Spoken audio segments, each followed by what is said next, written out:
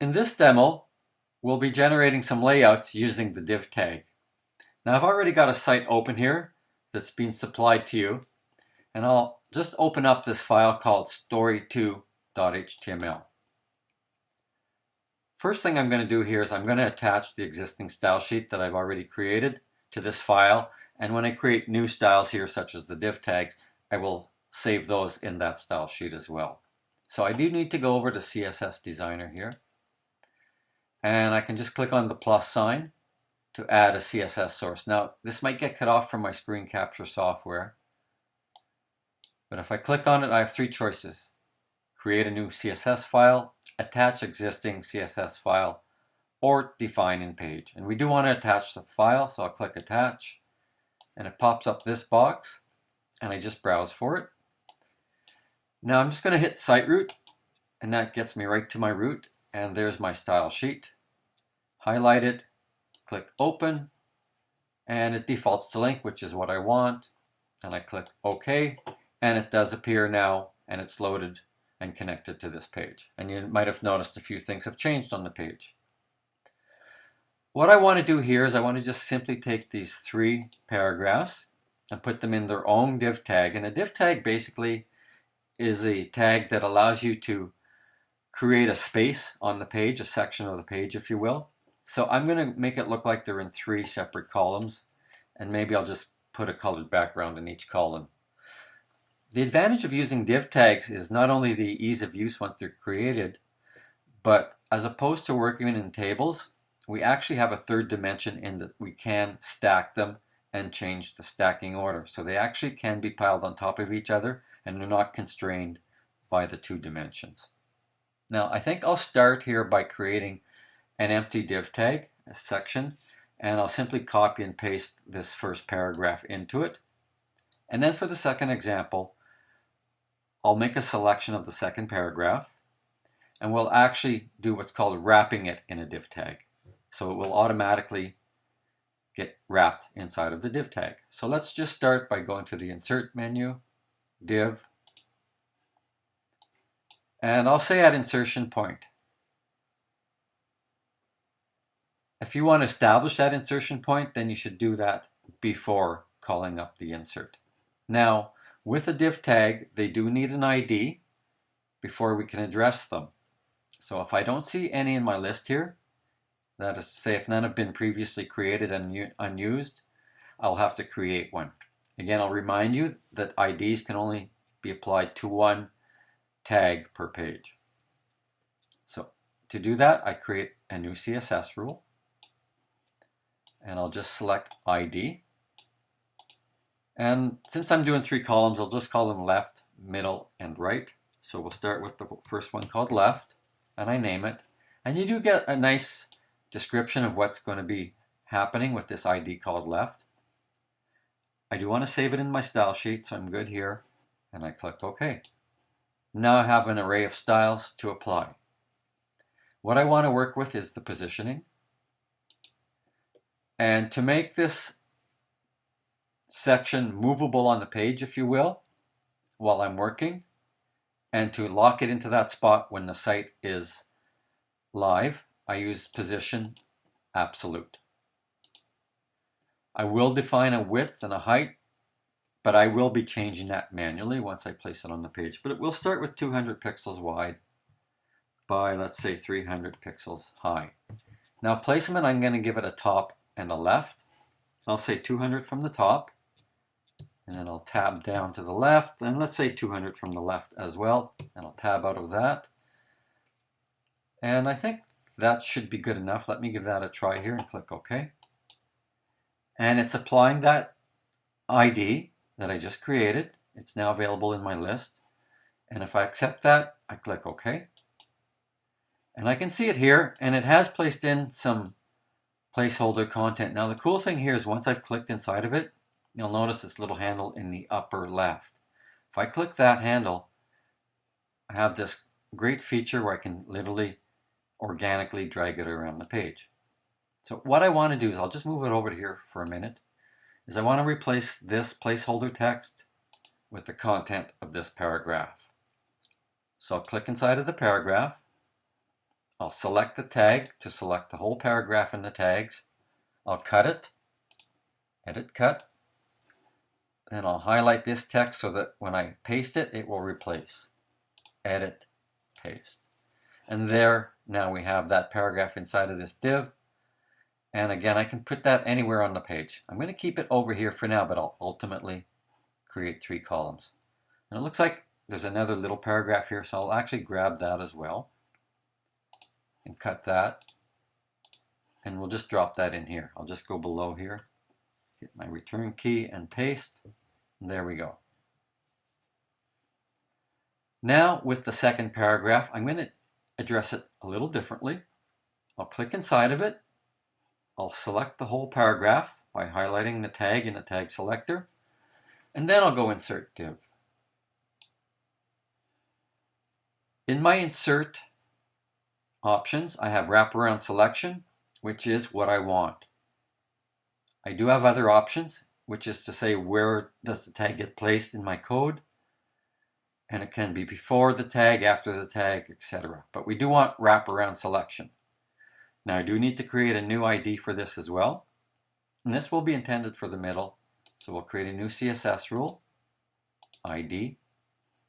We'll name this middle. We'll save it in our style sheet. Click OK. And back to positioning. Again, absolute. And I'll make this 200 pixels wide by 200 pixels tall. And again, just sort of a general placement. I'll move it when it gets on the stage, but I'll say 300 from the top and 400 from the left. Whoops, there we go, 400 from the left. And this is enough to get me started, so I'll click OK. And again, you see it will wrap around this content, so I don't need to copy and paste it. It will automatically be inside the div once I click OK. And there you have it. And once I click inside, it is an element that I can move around. So I'll do the same thing for this last section right here. Click inside, select the whole tag's worth of content, insert div, wraparound selection. I'll create a new ID for it, new CSS rule. So we go to ID. The name, this one will be called right. And I will save it in my existing style sheet. I click OK and give it some definitions under position. Once again, absolute, width, 200 pixels wide, and I'll say 300 pixels tall. Placement, again, I'll say 200 from the top and maybe 500 from the left. It just gives me a general positioning where I want it. I click OK. I accept that ID for the following div tag that will wrap around this content. And we click OK, and there it is. Now if I wanted to edit these, you can see when I highlight it, I can change the positioning and the size in here. And we also have this box called Z-index. Let's give this a background color, which I can also do right here. I'm just going to pick the green for here, and I can hit my return key, and I'll give them each a background color. So I'll click inside, I'll highlight the div, background color, let's say just a sort of a pink color. And you can see that the background color is only going, if I click on it here, is only going the height that I've designated. However, the rest of the content is overflowing.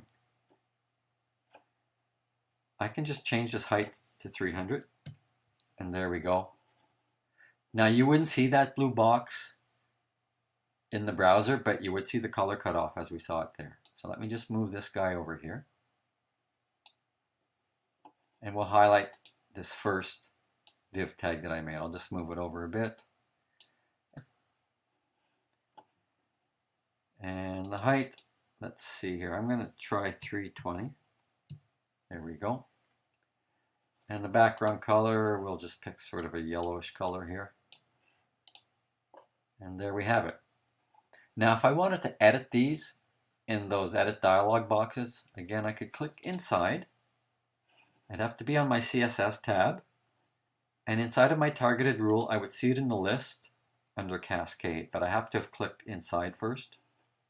And I click the actual ID, left, then I click Edit Rule, and I can come in and make any changes I want or add any definitions that I like.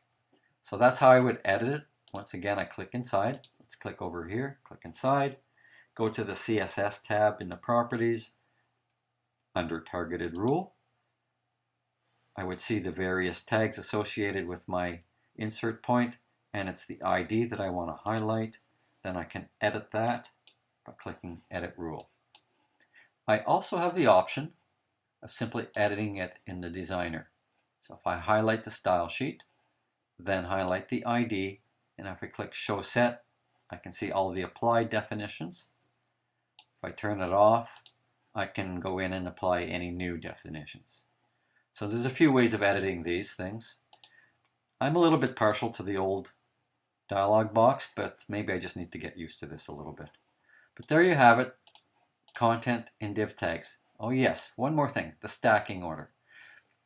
The latest thing we created is going to be most on the top.